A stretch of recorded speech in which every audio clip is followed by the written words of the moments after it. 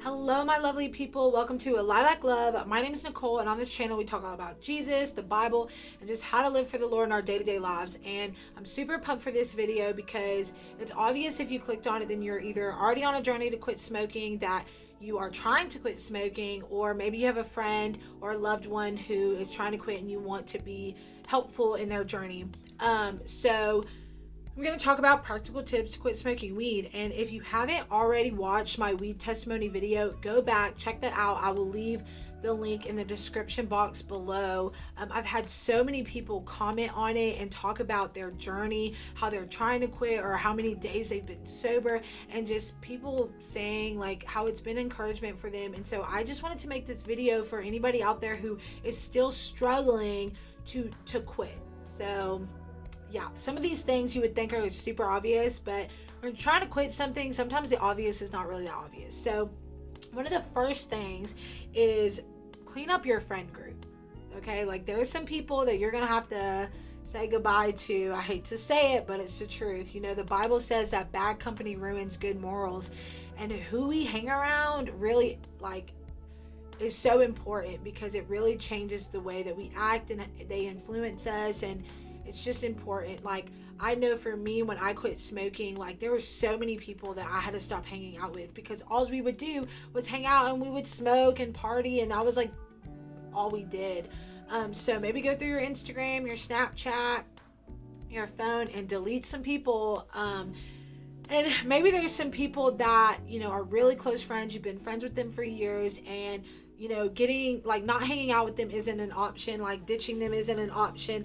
I would say set some boundaries with those friends. If they are truly your friends, they will respect your boundaries. So tell them like, hey, I'm not trying to smoke anymore. Like, please don't smoke around me.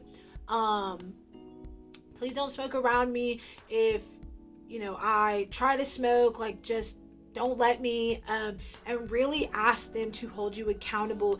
If they do smoke, you know, it's super important not to be around it, because I know that you might think, oh no, like I'm 10 days not smoking, like I can totally hang out with my friends while they're smoking and be fine. No, you're not setting yourself up for success. You might be able to do it one or two times, but there's going to be a day where you are just not in the mood and your friends are all around you smoking and you're smelling it and you're just going to be like, screw it, and you're going to take a puff. Like, so I would tell your friends, hey, do not smoke around me. Don't do it, okay? If they want to smoke before y'all hang out, that's that, but don't be around it. Don't be in the room around it. You don't want to see it because it's really going to make it so much harder to quit. Trust me. Also, I would say delete your drug dealer. I don't care if your drug dealer is your BFF. If you are having a hard day and you are easily able to hit up your drug dealer and be like, hey man, can I get some, like, this is gonna make it hard, you know? So delete them off of all your social media, out of your phone. If it is your best friend and deleting them isn't possible, I would set a boundary with them and tell them like, hey, like no matter what, like I don't care how fiending I am, like do not let me have any.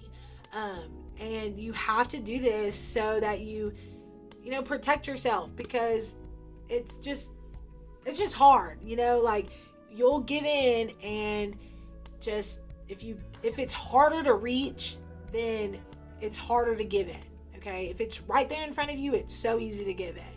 I would also say throw away all of your paraphernalia, your weed, all of that stuff. You would think that's obvious, but when you're trying to quit, I know that I literally stashed it up in my closet, saving it for a rainy day, and don't do that. Don't do that. Like if you're trying to quit, just quit, throw it all away. Don't give it to a friend.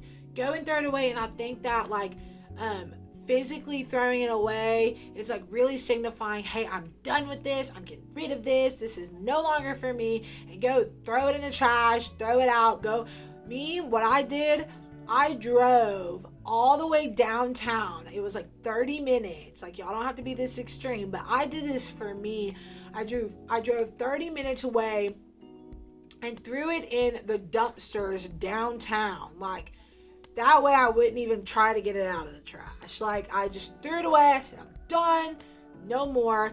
So I say, get rid of it. Don't try to save it for a rainy day. And also, last but not least, get in the Word. Get in the Word. The Bible says the one who walks with the wise will become wise, but a companion of fools will suffer harm. Get around a good church community. Find some people who aren't smoking. If you're hanging around new friends who aren't smoking, like, you're not going to want to smoke. Like, if you're hanging around 10 people and nobody's smoking, like, you're not going to want to be the only one smoking, okay? Like, trust me. So get around some good church community. Get in the Word.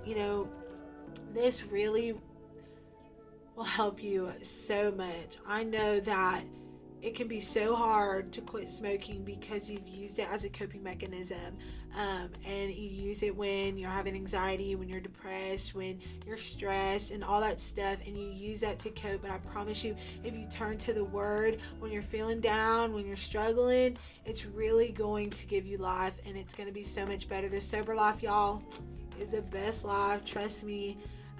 You can live without weed. Like, it's so much better. There's so much clarity.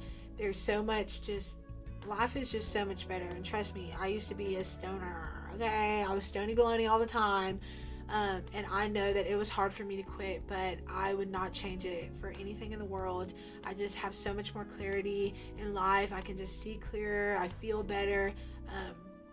And even though I struggle with anxiety and depression from time to time, like, I turn to the Word and it gives me life. And it's not, I think it's really important to ask yourself why you're smoking so much and why you think you have to. If you think that you can't have fun without smoking, that's a lie from the pits of hell, okay?